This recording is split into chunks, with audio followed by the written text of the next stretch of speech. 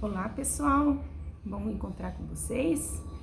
Estivemos conversando recentemente no Café com Ciência, promovido pelo CAEB, e tivemos alguns problemas técnicos, não conseguimos finalizar a participação no bate-papo, e eu gostaria de deixar aqui um pouco uma conversa adicional sobre o que nós falamos e dar algumas dicas para vocês.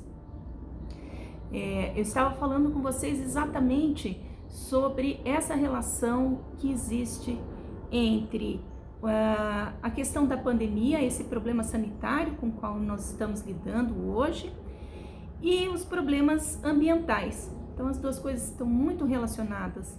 Basta a gente olhar para o local onde essa pandemia surgiu, que é um local de aproximação do homem aos sistemas selvagens, aos animais selvagens, e esse consumo desse alimento acabou trazendo, fazendo com que o vírus pulasse e tivesse, então, na espécie humana, um novo ciclo.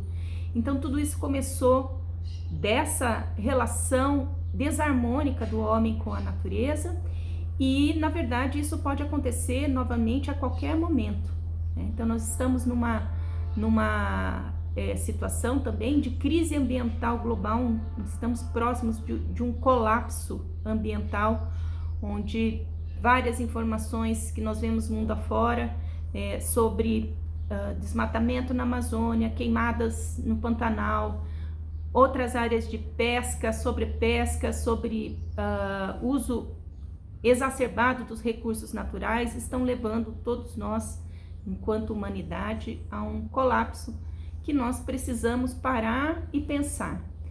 Então, acho que essa pandemia é um momento de reflexão, onde nós podemos olhar para esses problemas mundiais e internalizar esses problemas em movimentos pessoais para uma busca de um mundo melhor. Então, o que nós podemos fazer diante de uma crise como essa, de múltiplas crises como essas? Nós podemos mudar nossas atitudes, e eu acho que aí vem essa mensagem de que o tempo para refletir é o melhor ganho que nós temos durante essa pandemia, refletir sobre as nossas próprias atitudes, né? O que nós precisamos de fato consumir, o que nós precisamos de fato usar de recursos do planeta, né? E buscar essas essências. As essências são aqueles bens, aqueles recursos, aquelas atitudes que nós sabemos que poderá ter um impacto realmente relevante para o planeta. Então é olhar nossas atitudes que diz respeito à forma com que nós lidamos com o lixo, a forma com que nós lidamos, né, com o próprio consumo, e nos transformar perante essa situação que nos coloca.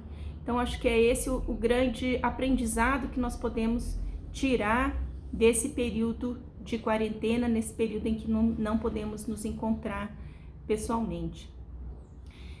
Também gostaria de indicar para vocês que, sobre esse assunto da relação da pandemia com as condições do planeta como um todo, essa relação entre ecologia e pandemia, que acompanhem, tem um site muito interessante de um grupo que está há muito tempo estudando a incidência de doenças infecciosas no mundo todo e a relação com o ambiente. Esse grupo se chama EcoHealth, que é um grupo de cientistas e de, enfim, vários setores da sociedade envolvidos com os estudos, envolvidos com iniciativas que buscam alertar, né, e tomar providências para que a relação do homem com a natureza seja melhorada e assim a gente tenha menor incidência desse tipo de pandemia.